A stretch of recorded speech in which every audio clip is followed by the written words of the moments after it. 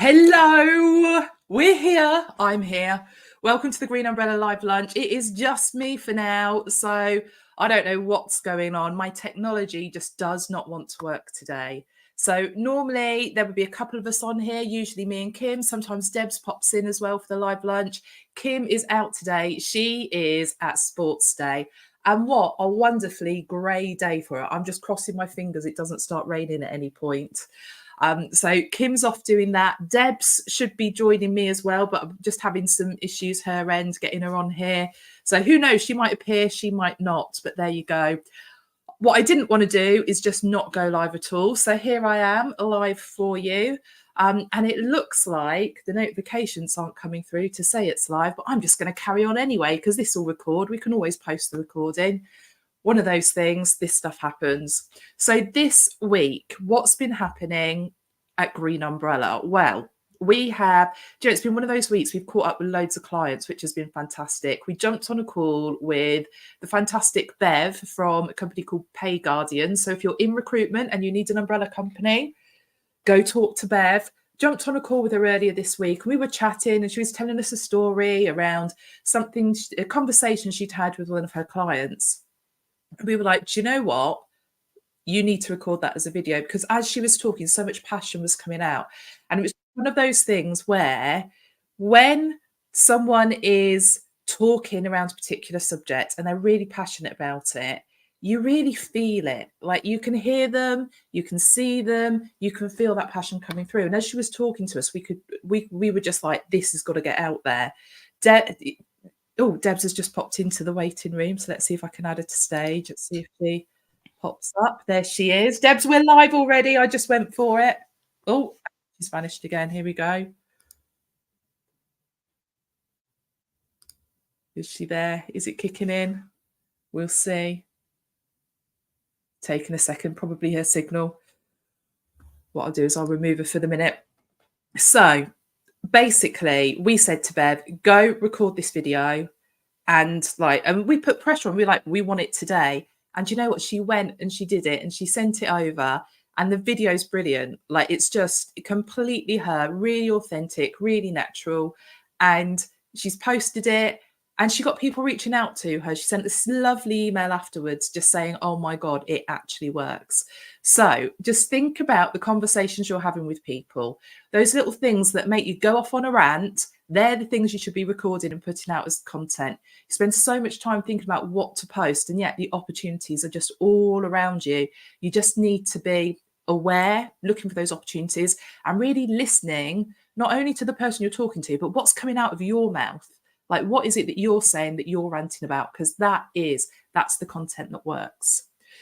So we spoke to Bev this week. We also hung out with another one of our clients as well and just talked through some strategy stuff, plans for the rest of this year. So lots coming on there, lots of leader magnets and campaign planning and stuff like that. So very one of those sorts of weeks. I've just seen a message from Paul saying it doesn't seem to be streaming on Facebook. I don't know what's going on there, because I've seen the notification hasn't popped up. Oh, it's there now. Thank you, Paul. Thanks for letting us know.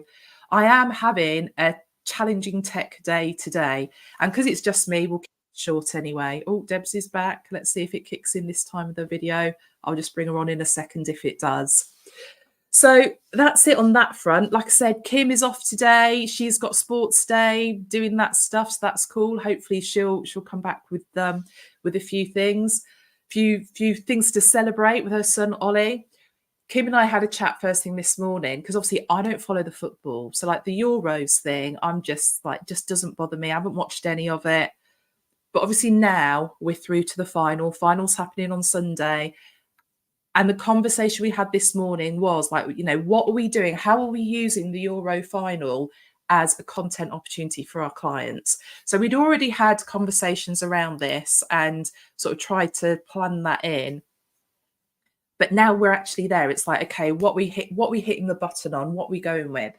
So the reason I'm telling you this is, oh, there she is. We can see her now. Oh God, I'm really sorry. Sorry, everybody. Having massive technical problems today. All good. All good. Like I said, it's my end as well. I was having issues. Okay. So the Euros, now we're through to the final on Sunday. There's like, you'll be seeing loads of content everywhere around that anyway. But if we win, what have you got in the bag as a content opportunity? Like, what could you be posting?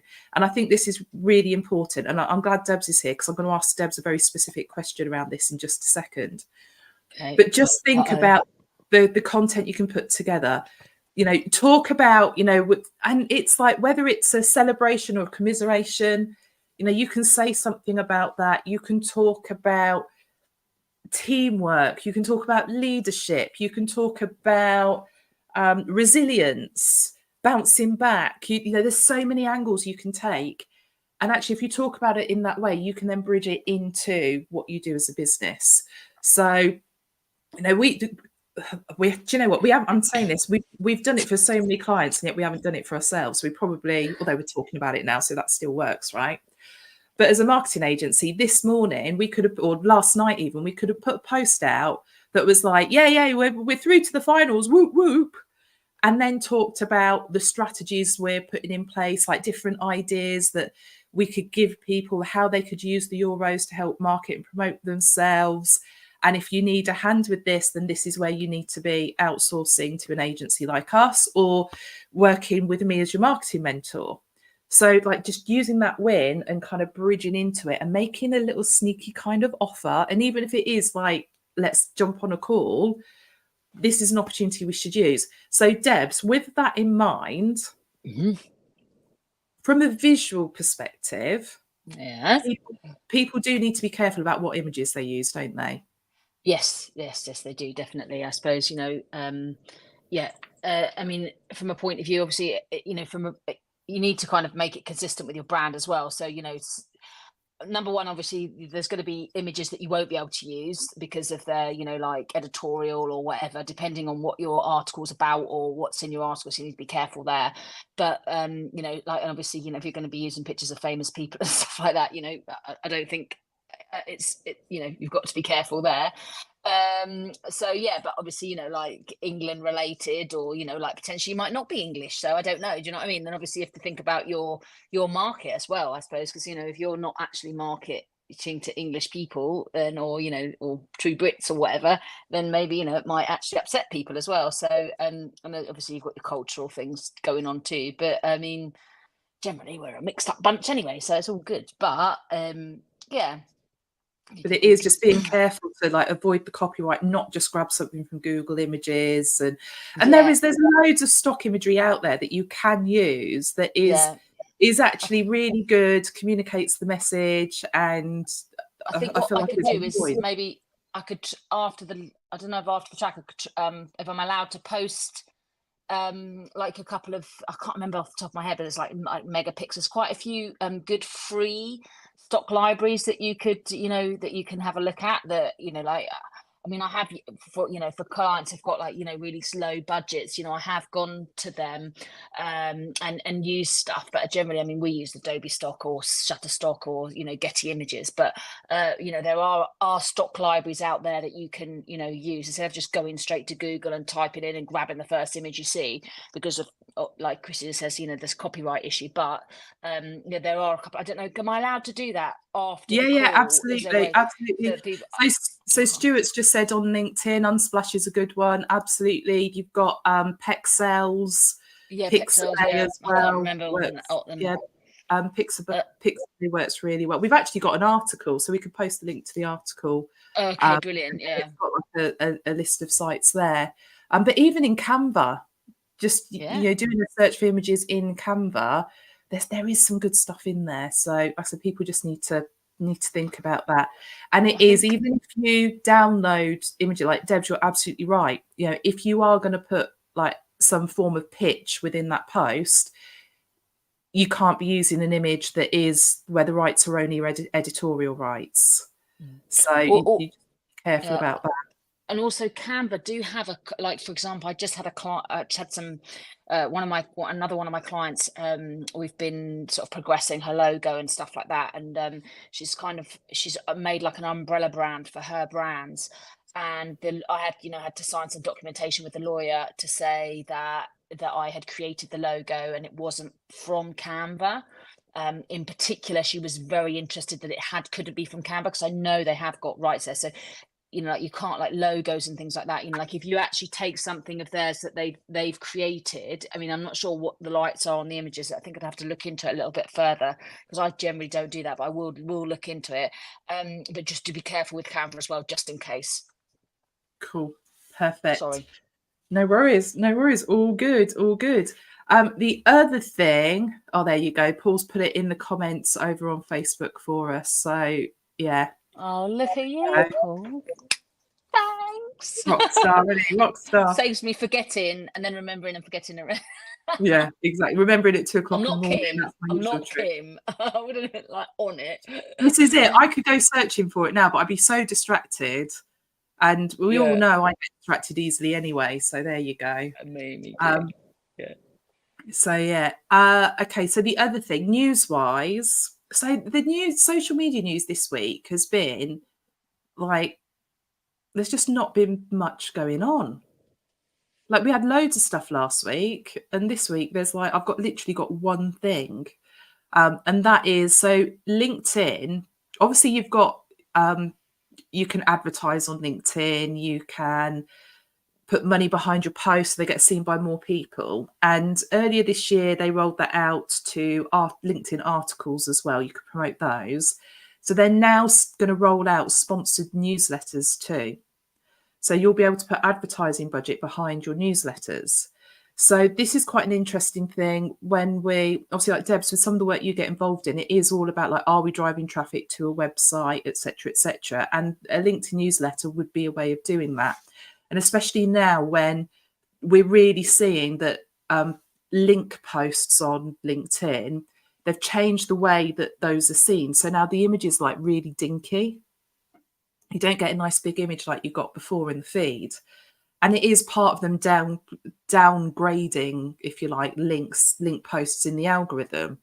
So whereas I've always been a bit reticent about starting a LinkedIn newsletter, it is now getting to a point where it's like, actually, maybe this is something we do need to embrace. And like I said, if you're going to do it, being able to put some budget behind it does make a lot of sense and build that audience there. However, I would still hammer home the point of, you want to use that newsletter to drive people back to your website, to drive people to your lead magnets, to get them into your database directly, because otherwise it is just, you're building an audience that can just be taken away from you. Yeah.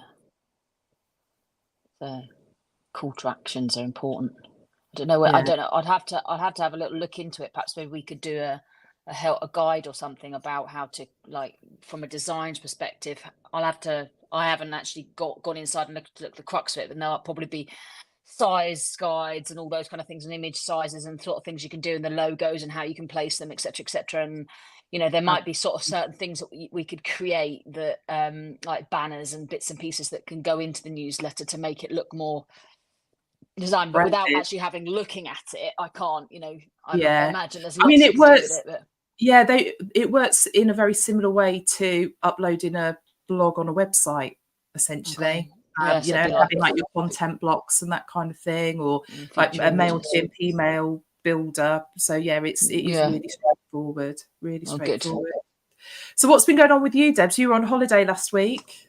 And I'm just sort of recovering, actually, to be honest with you. It's kind of like, when you've got small children, like, you're on holiday and then you really need a holiday when you get back, because it's just like you're absolutely exhausted.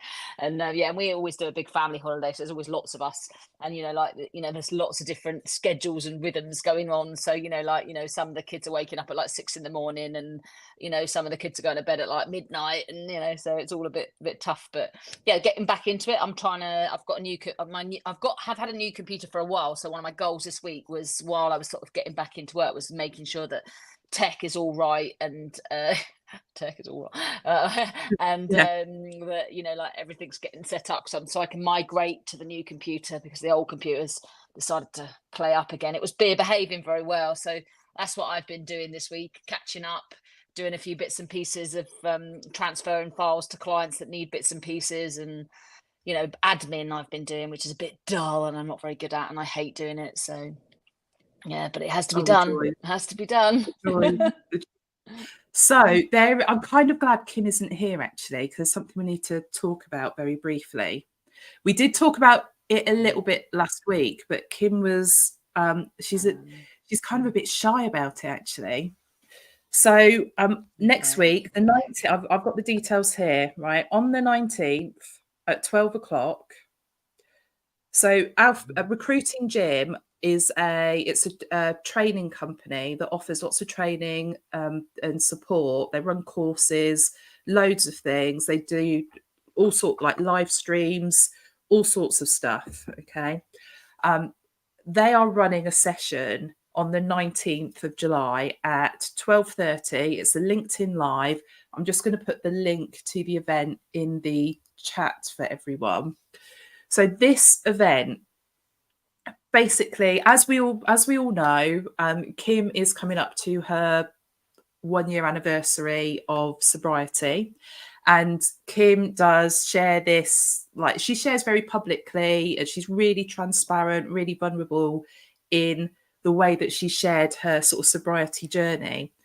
And when Angela, the MD over at Recruiting Gym, found out like that was the date, Angela's actually got some people together to do a session and has asked Kim to go on as one of the panels to talk about essentially addiction, mental health, being alcohol free. So there's a bunch of people that are going to be on here. Like Kim's going to be there. Obviously, she'll talk about her story. There's another guy on there, Keith Cronin, who is he's an alcohol free coach specifically for men.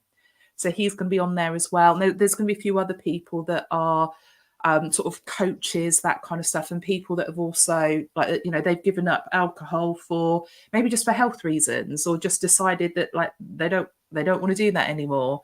So yeah, I'm really excited for her that she's getting that opportunity. And literally the 19th is her 1-year anniversary, so it's really lovely that it's all happening on that day. Brilliant. Awesome. I'm going to join that. Yeah, I love so like watching the Kim in action. there. Yeah, the links there in the comments, and it's like, honestly, like I'm asking everyone, like, please go, like, put it in your diary, go and register, go and watch it, and just give her that bit of support, because I think there is I don't think she's nervous about doing it, because it's no different to us doing this, but sharing her story, and like normally when she's doing this stuff, she's talking marketing, she's not talking about her. So I just really love to give her as much support as possible for that session. So yeah, I'll be in a caravan in Wales tuning in. I'm away next week, so I'll be down in South Wales tuning into that from there. The other thing that I was going to talk about, we were going to talk about this last week. We ran out of time, because you know what me and Kim are like nattering. Kim's in the chat. Love you, Kim. Missing you. How's sports day, Kim? Has he won anything yet? Of course he has. Yeah, so we were going to talk about this tool last week. So AI.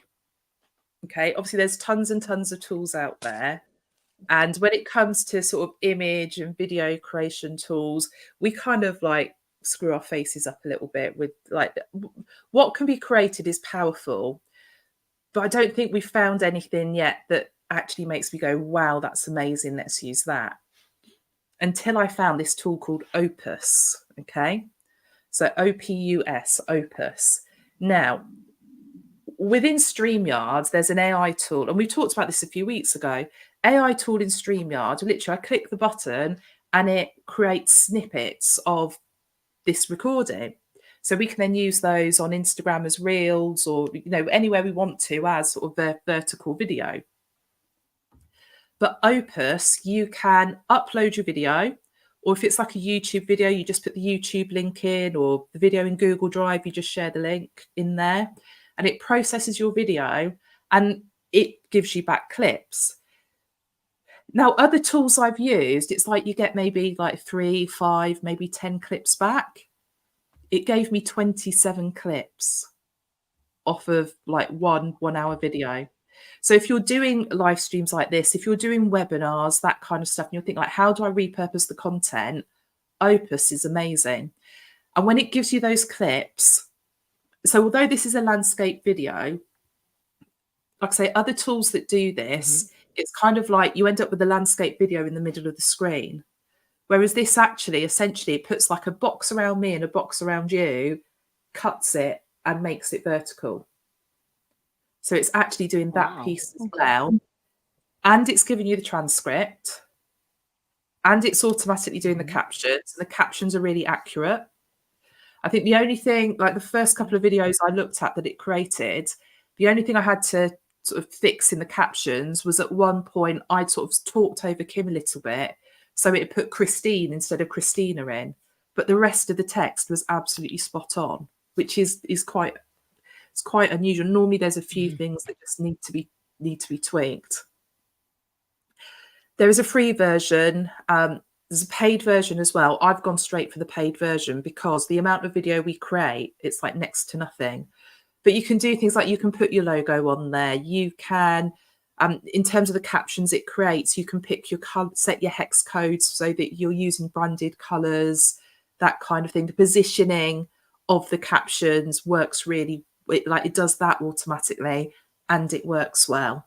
You can hit a button, take out all the, like all the pauses and things. Like I think, right, there's probably a little bit of a delay because sometimes when I stop talking so that Debs can talk, there's a bit of a delay before Deb starts speaking. It takes all of that out of it. So it's like, it's an absolutely brilliant tool. And then does it give you little beards as well? Because like, all the photos that I find that are AI generated on Shutterstock and Adobe, all the men have these amazing beards. So I was just curious. Well, because the they haven't rolled that out yet. Let's put it that way. The other thing as well is I love they've got like if you've got suggestions so like it'd be great if within the tool you can add music. So like I've put that in as one of the suggestions. But then each week they send out an email and it's like, these are the suggestions, and they want users to vote on the suggestions. And then they develop the things that have been voted for the most. So it's a really, really cool tool. I'm absolutely loving it. And like I said, there are other things that plug into ChatGPT or plug into Zoom and that kind of stuff. But I've not seen any of them that work as well as this. And I tell you the other thing that's really funny is that when I went to create an account and test it out, I must have tried it before. And gone, this is a bit shit, and not bothered. But obviously they've developed it that much further. So it got me thinking, how many things over the years have I like created a login for, tried it, and then gone, yeah, this isn't worth the time, and moved on and never gone back to see what developments there have been. So I'm glad this has come back onto my radar, because it is like it's something you can even schedule from within the system as well. So like I've had, like last week I put a couple of things out on TikTok. They're literally, it was upload this, couple of clips, maybe, once it created it, it was maybe 10-15 minutes fixing it, scheduled it, and off it went. And like I didn't even need to worry about it. So I'm absolutely loving Opus at the minute. Fantastic. I think. Cool. Okay, so because it is a slow week on the old social media news, like I said, the only thing that stuck out to me was that sponsored newsletters on LinkedIn. Everything else was more kind of other places to get content ideas, or TikTok are trying to get more UK brands to get involved in the sort of TikTok shop stuff. So it wasn't anything really exciting, nothing at all. So let's not drag it out. We can just wrap things up there. Unless you've got anything else, Debs, anything you wanted to talk about? I know you were kind of pulled in last minute. No, that's okay. I was just thinking about drawing myself a Sharpie beard, with one of my Sharpie pens, but obviously it'd be there for the next 3 weeks. So yeah, let's not do that. An AI on StreamYard. No, there's nothing really.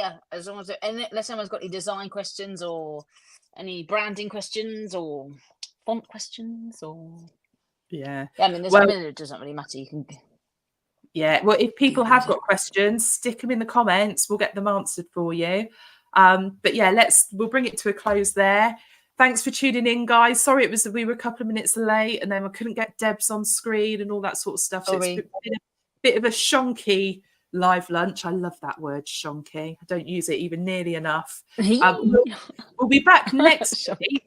Shonky, yeah. We'll be back next week. I'm crossing my fingers. My Wi-Fi in the caravan is going to be strong enough. Otherwise, it'll be you and Kim, and I'll be watching rather than participating. But we'll be all good. All good. We'll see you next Thursday, 12 o'clock for the Green Umbrella Live Lunch. That's it for this week. Bye for now. See you soon.